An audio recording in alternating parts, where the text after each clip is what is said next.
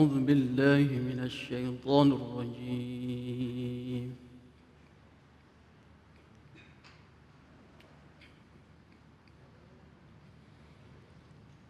بسم الله الرحمن الرحيم.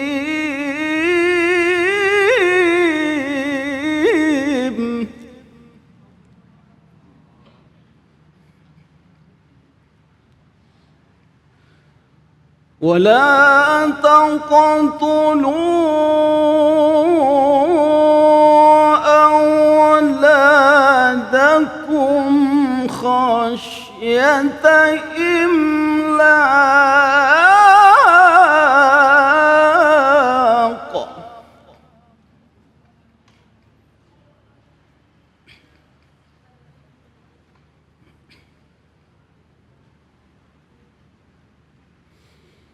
نحن نرزقهم وإياكم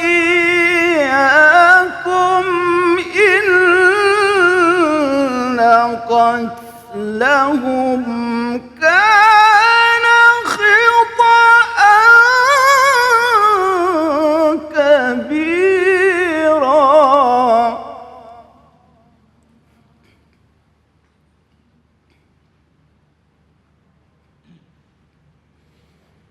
ولا تقربوا الزنا إنه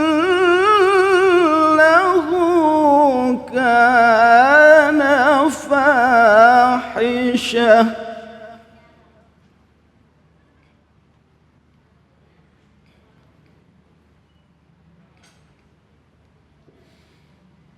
ولا تقربوا الزنا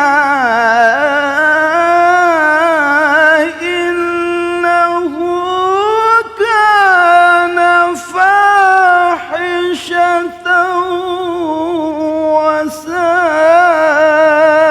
سبيلا.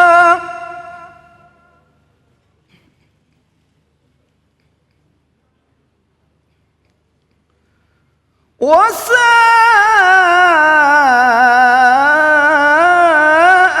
سبيلا.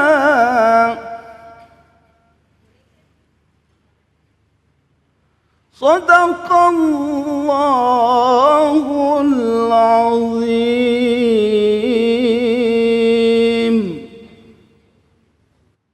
Assalamualaikum warahmatullahi wabarakatuh. Alhamdulillah wassalatu wassalamu ala rasulillah sayyidina wa maulana Muhammad ibn Abdillah la haula wa la quwwata illa billah. Maha benar Allah dengan segala firman-Nya. Iqra'ul Qur'an fa innahu ya'ti yaumal qiyamah syafi'an li ashabi. Bacalah Al-Qur'an, maka insyaallah Al-Qur'an yang kita baca esok di akhirat akan menjadi syafaat bagi kita semua. Terima kasih kepada Ustaz Zuri yang telah melantunkan ayat-ayat suci Al-Qur'an. Semoga menjadi ibadah bagi yang membaca dan umumnya bagi kita semua. Amin ya robbal. Senang sekali saya Ustadz Abi Gifran kembali menyapa para pemirsa dimanapun berada dalam program Cahaya Hati Indonesia. Insya Allah kita akan membahas kembali tafsir-tafsir Al-Quran dan juga akan mendengarkan tausiah dari guru kita yang mengenai tema malu-malu tapi mau. Dan insya Allah tafsir kita akan dibahas oleh guru-guru kita, diantaranya Kiai Haji Fikri Haikal MZ, Ustadz Yofi Nurdiansah, dan tausiah dari Ustadz Hasbi. Buat para pemirsa di rumah dan penonton yang ada di masjid ini, nanti kita bisa mengajukan pertanyaan. Selain itu nanti kita akan ngaji yuk bersama guru kita Ustadz Munawir Ngacir. Jangan lupa nanti disiapkan Al-Qurannya. Selain itu saya selalu mengingatkan kepada para pemirsa dimanapun berada untuk kita selalu menjaga protokol kesehatan. Di antaranya mencuci tangan, menggunakan masker, menjaga jarak, menghindari kerumunan, dan membatasi diri dari bepergian. Alhamdulillah dengan izin Allah saat ini Cahaya Hati Indonesia berada di Masjid Al-Awabin Serpong. Alhamdulillah. Saya ucapkan terima kasih banyak kepada segenap pengurus DKM, bapak-bapak, ibu-ibu semua sehat. Alhamdulillah. Ini ibu-ibu yang warna-warni cerah-cerah banget dari majelis taklim mana? dari Majelis Taklim Al-Hidayah dan lain-lain, alhamdulillah. Nah, kalau bapak-bapak yang ganteng ini yang bajunya putih-putih semua dari Majelis Taklim mana? Alhamdulillah. Mudah-mudahan hari ini kita dapat ilmu, amin. Sebelum kita berbincang dengan para guru-guru kita semua yang ada di depan kita, mari sama-sama kita saksikan tayangan berikut ini.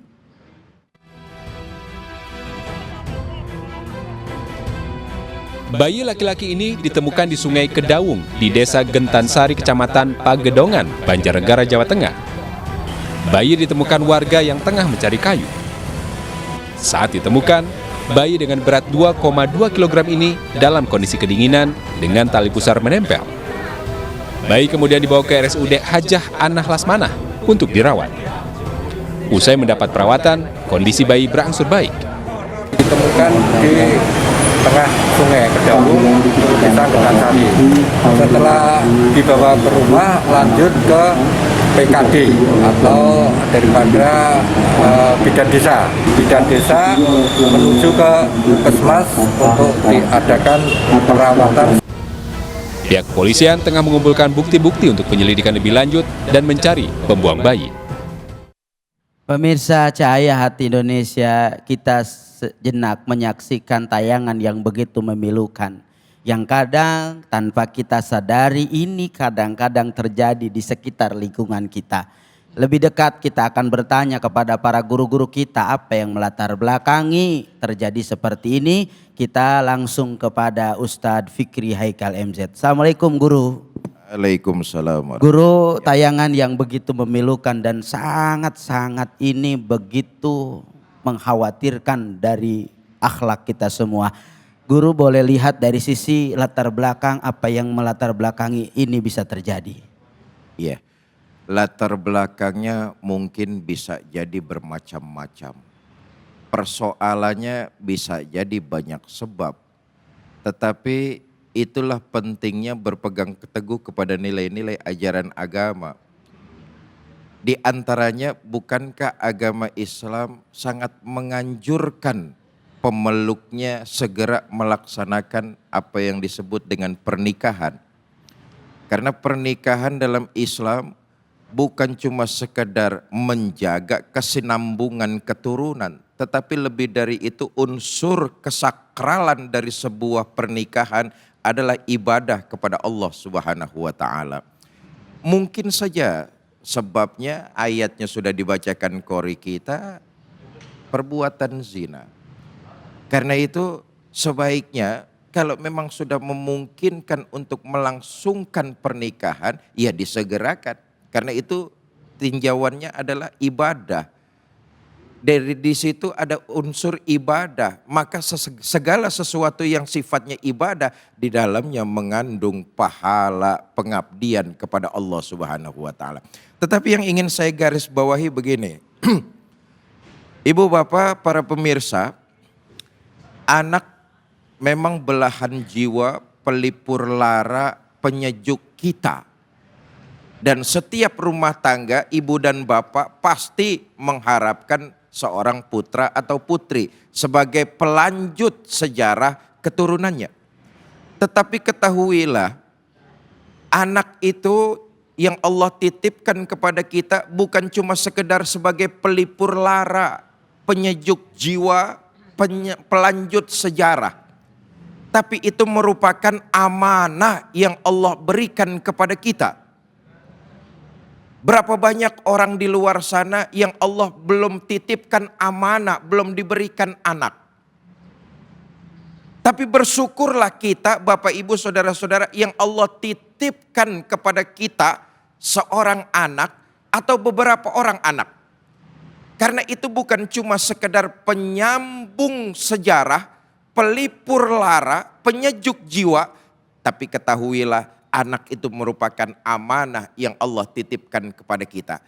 Menyia-nyiakan, menelantarkan itu khianat, dan khianat merupakan salah satu dosa besar kepada Allah Subhanahu wa taala. Apalagi dengan sengaja membuang bayi di mana-mana. seperti yang Fiti kita lakukan. Itu luar biasa perbuatannya, sungguh mengingkari yang Allah amanatkan kepada dirinya.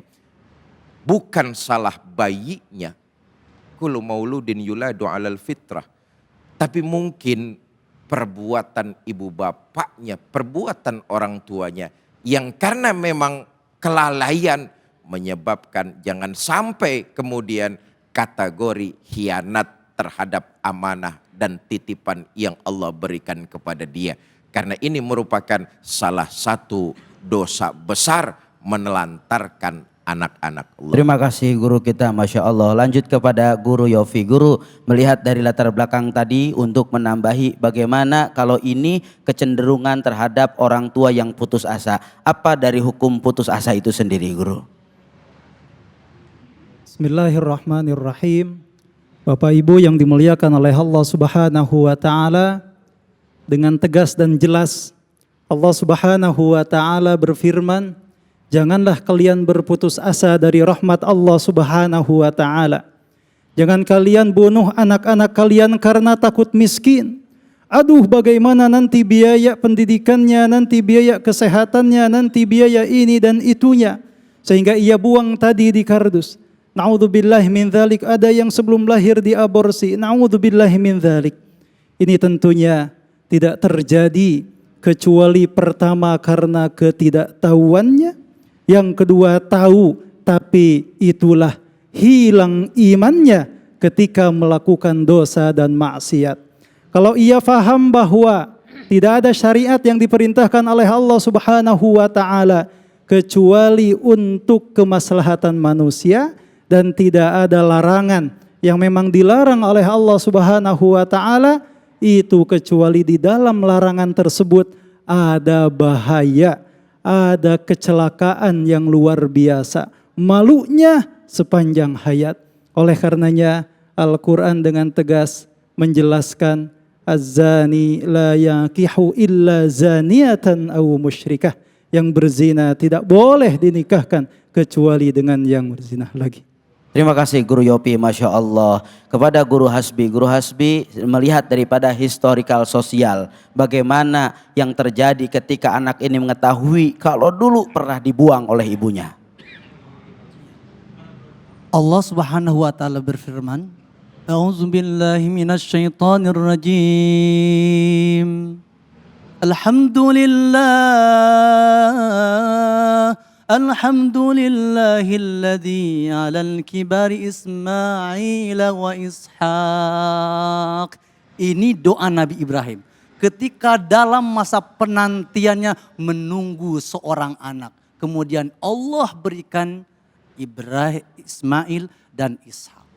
Ibu-ibu, bapak-bapak yang dimuliakan oleh Allah Subhanahu wa taala. Makanya mudah-mudahan peristiwa ini adalah peristiwa yang terakhir. Dan kemudian saya bermaksud ingin membesarkan hati siapapun yang sudah melakukan seperti itu. Allah Subhanahu wa taala berfirman, Nabbi ibadi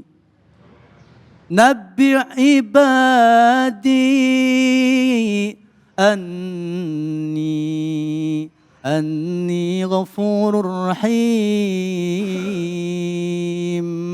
Viralkanlah berita ini.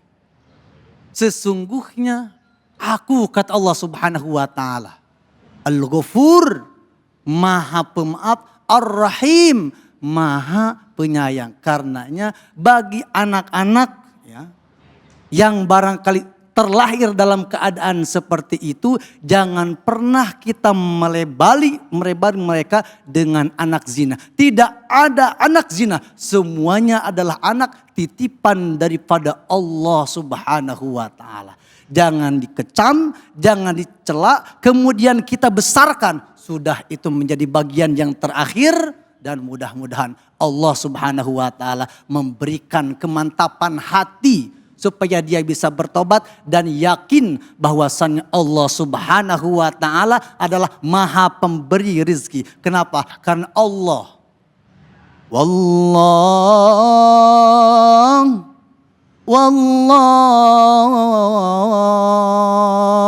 wallahu khairur raziqin.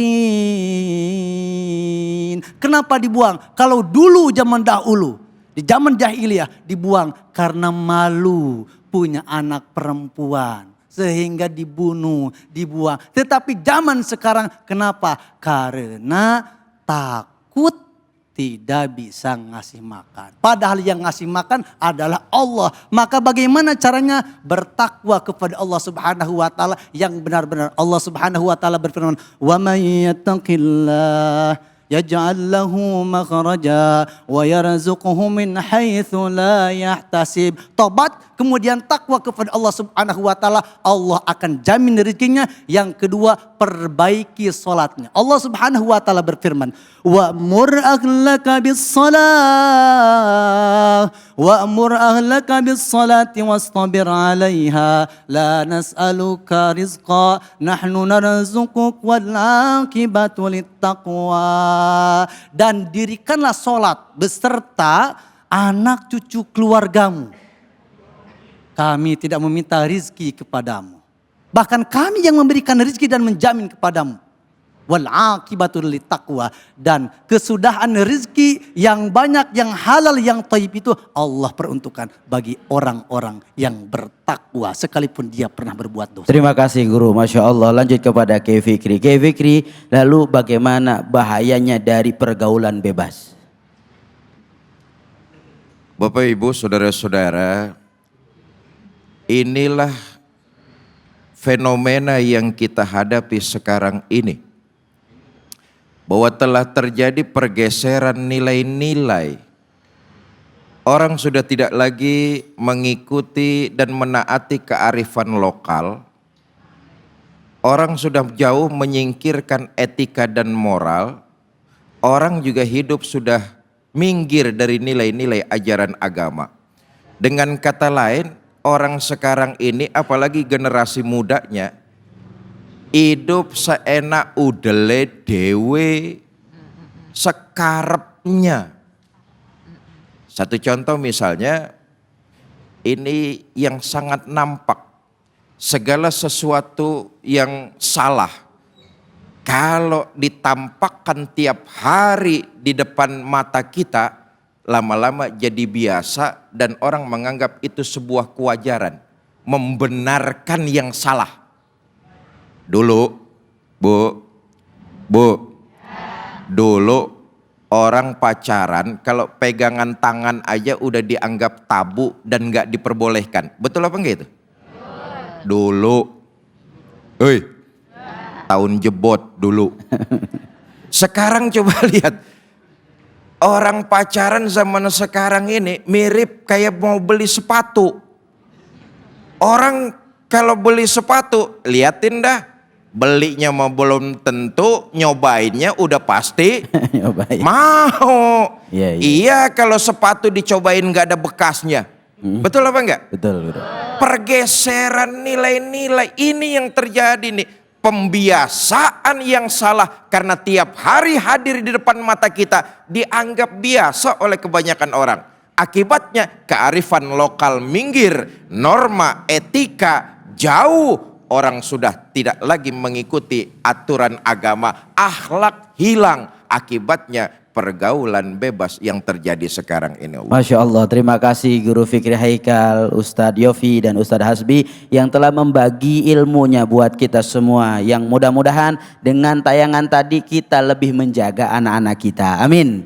Kita lebih menjaga pergaulan bebas mereka. Amin. Sehingga mudah-mudahan kita jadi orang tua yang mampu jadi teladan buat anak-anak kita. Amin ya Rabbal. Setelah ini kita akan mendengarkan pembahasan tafsir dari guru kita Kiai Haji Fikri Haikal MZ. Jangan kemana-mana, tetap di Cahaya Hati Indonesia.